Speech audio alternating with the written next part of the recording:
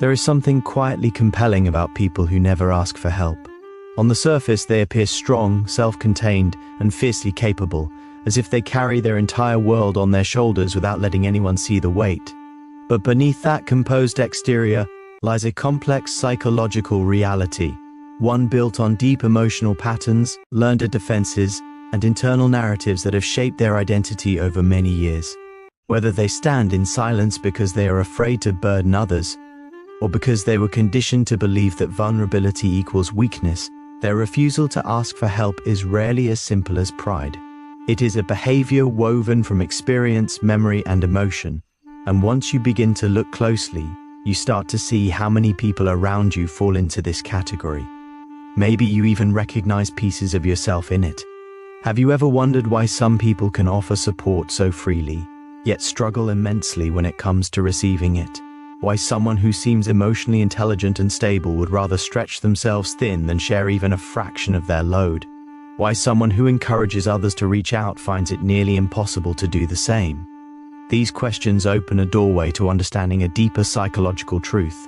The inability to ask for help is not about lacking trust in others, it's about lacking permission within oneself.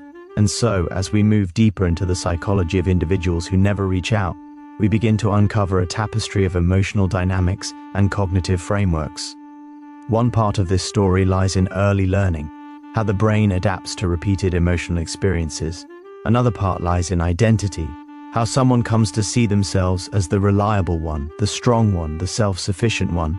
And yet, another part lies in fear, the fear of vulnerability, rejection, or loss of control. These factors blend together into behavioral patterns that are hard to change, because they are not conscious decisions. They are built into the emotional blueprint of the person, shaping how they respond to stress, connection, and intimacy. Some people, especially those who were taught at a young age to be independent, grow up believing that asking for help is equivalent to failing. Psychologists call this self-reliance schema, a deeply rooted cognitive pattern where the individual equates worthiness with autonomy and competence.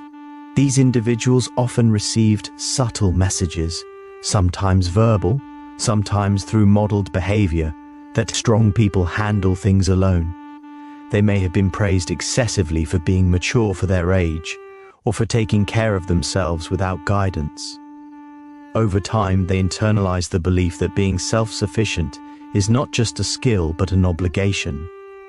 In adulthood, this becomes a quiet burden they carry everywhere they go.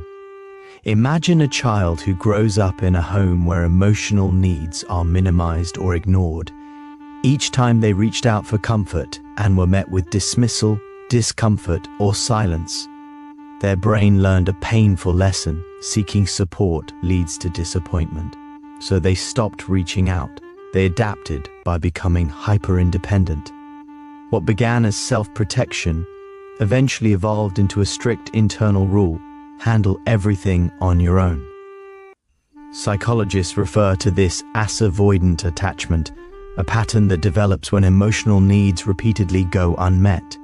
These individuals often appear calm and composed, but underneath, they struggle with suppressed emotions they never learned to express safely. But not every person who refuses help does so because of childhood emotional neglect. Some fall into this pattern because they grew up in unpredictable environments where asking for help led to chaos or conflict. In these cases, refusing help is a form of control. They learn that relying on others introduces risk of disappointment, risk of betrayal, or risk of instability. So they choose the safer path, even if that path is lonely. There is another group of individuals who never ask for help because they have been the caretaker for so long that their entire identity revolves around being the strong one. These are the people who absorb everyone else's struggles, who anticipate needs before they are spoken, who offer comfort without hesitation. To them, strength and usefulness are intertwined. Their value, at least in their own eyes, comes from what they give, not from what they receive. Letting someone help them feels foreign, even threatening, because it disrupts the role they have played for years. If they stop being the caretaker, they fear they might lose their place in the world. From a psychological perspective, This dynamic ties closely to codependent behavioral patterns, where self-worth becomes entangled with how much support one provides to others.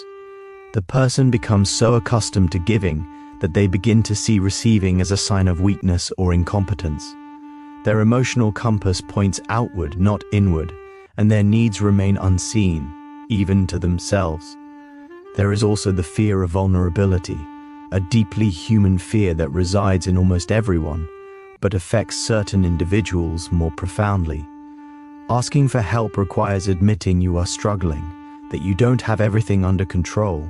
For people who place a high value on emotional privacy, this kind of openness feels unsafe. They may worry about being judged, misunderstood, or seen differently by the people around them.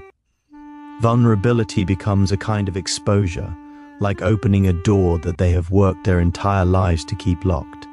So instead of risking that exposure, they choose silence. A key concept in understanding this behavior is suppression management, a psychological process where individuals consciously or unconsciously control how others perceive them. People who never ask for help often feel responsible for maintaining a certain image: competent, stable, unshakable. Asking for help threatens that image, so they avoid it, even when they desperately need support. It's not about vanity or ego, it's about emotional survival. Their sense of security is tied to being perceived a certain way, and anything that disrupts that perception feels like a loss of control. Of course, not all of these patterns are rooted in insecurity. Some people genuinely prefer to handle things alone because they have developed a strong internal problem-solving system. They have learned to regulate their emotions independently, to manage stress without external input, and to rely on their own coping mechanisms. For these individuals, asking for help isn't frightening. It's simply unnecessary from their perspective. But even then, the refusal to seek support can become a barrier to deeper connection. Relationships are strengthened not by perfection or independence, but by mutual vulnerability. By never allowing others to step in, these individuals unintentionally create emotional distance. They may appear strong, but their relationships can suffer because there is no room for shared struggle. In some cases, the refusal to ask for help stems from shame, specifically internalized shame schemas rooted in cognitive behavioral models.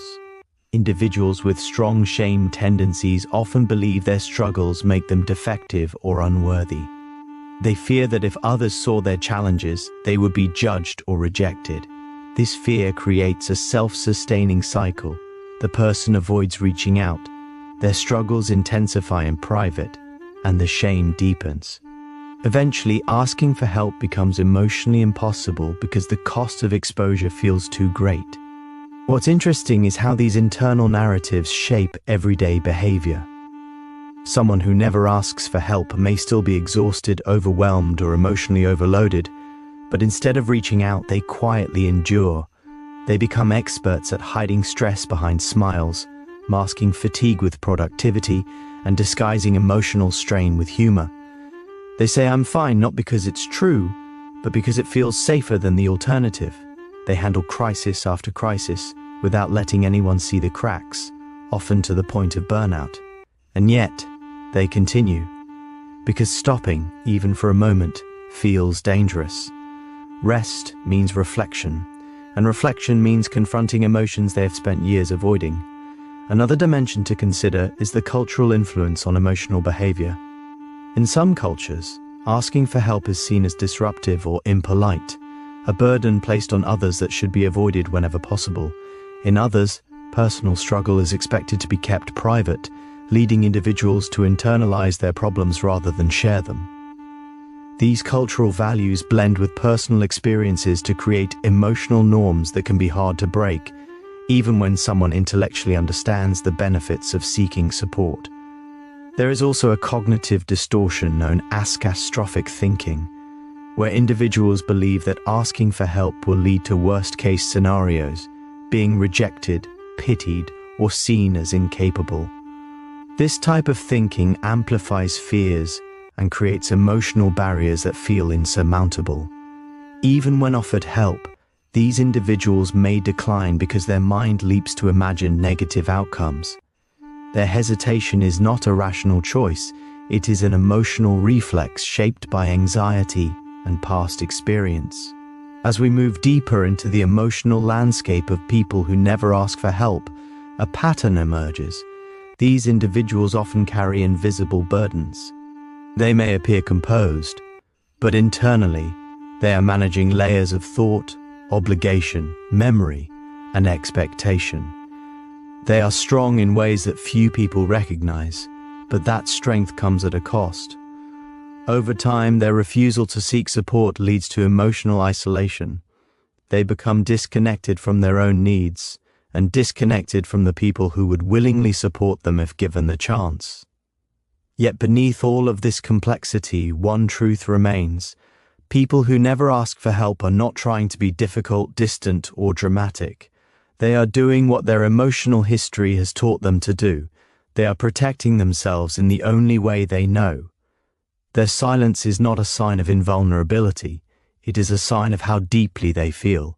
And perhaps the most important insight lies in the realization that every emotional pattern, no matter how ingrained, can be understood and softened with awareness.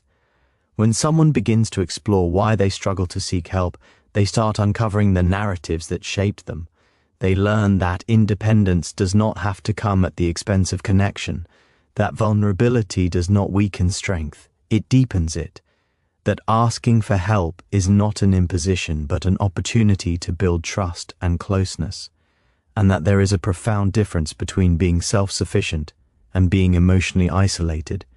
So take a moment to reflect, not just on the people you know, but on yourself. Do you resonate with the quiet strength of those who never reach out? Do you see pieces of their struggle in your own life? Or perhaps you have someone close to you who fits this pattern, and this insight helps you see them with greater empathy. Whatever the case, remember that understanding human behavior is not about placing blame. It is about recognizing the emotional patterns that shape us, so we can navigate them with awareness, compassion, and intention. If this perspective opened something for you, consider staying connected for more deep, reflective psychology content. Sometimes one insight is all it takes to change the way you see yourself and the people around you.